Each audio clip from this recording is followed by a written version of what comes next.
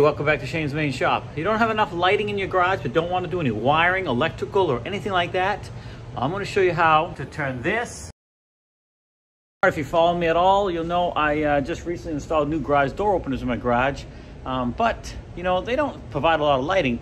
However, the new door openers do have a switch on here for lights. My old one did not have that. So we can turn the lights on separately from opening the garage door. So I thought, what better way to get more lighting in the garage than to make some adjustments to these, because those just don't put out that much light. So my first thought was these new LED leaf lights. These things fold out, as you can see, and they just provide a huge amount of light, and they're not super expensive to run. The problem is, with those leaves out or even in, there's just no way you can fit this fixture into your garage door opener light fixtures on the side. There's just not enough room for this to go in there and then open up, or even, this won't even screw in there. There's just not enough room the way it's made, even without those covers on, which I'll show you that in a minute. So I had to figure out, well, how can I get these up there to provide light and fit properly and not be an issue? So I just did a little hunting online and I found some light socket extensions that are flexible and bendable.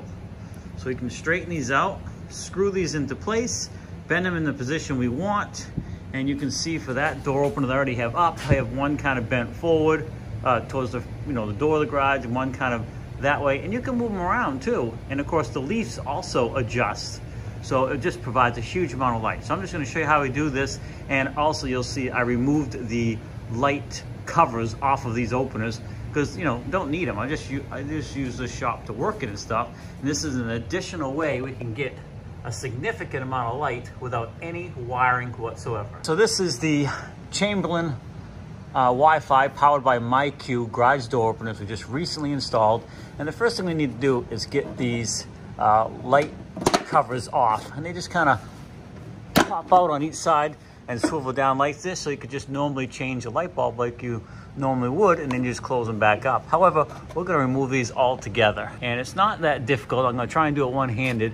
But you can see right there and here, if you just squeeze those in a little bit, you can get it out. And I'm probably not gonna be able to do it with one hand.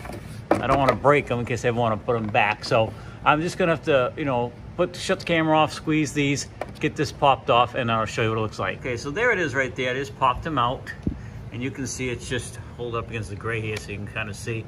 If you just squeeze those, you can see it just kind of brings those tabs out of the way, so you can pop these off. So we'll repeat that on the other side as well. You can see I got both covers off now. The next thing you need to do is just remove the light bulbs. Then you're going to take the extension and screw it. Now you want it straight so it's easy to screw in. Just stick it in the light socket there. Hopefully you can see that. I just slid it right into the light socket, and I'm just going to screw that in. Like that. Remember, shut your power off when you're doing this. Don't do it while the power is on. So that one's screwed in, and then we can just go ahead and gently bend it down and kind of aim it wherever we want.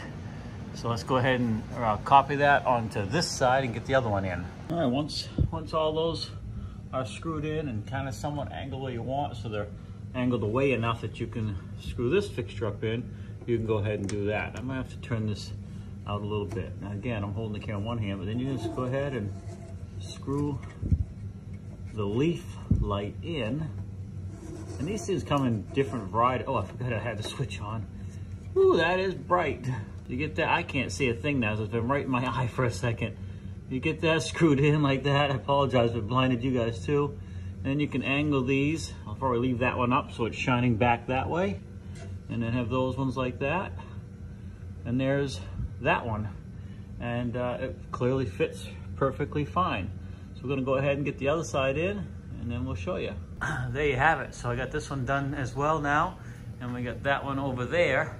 So this is a great way to get additional lighting in your garage without any wiring whatsoever. And then I'll just reach over here. I'll show you. I'm going to be pushing this button right here. You can see it kind of went dark, and I'll push it again, turn it back on, and then I'll also show it up here. Off, on.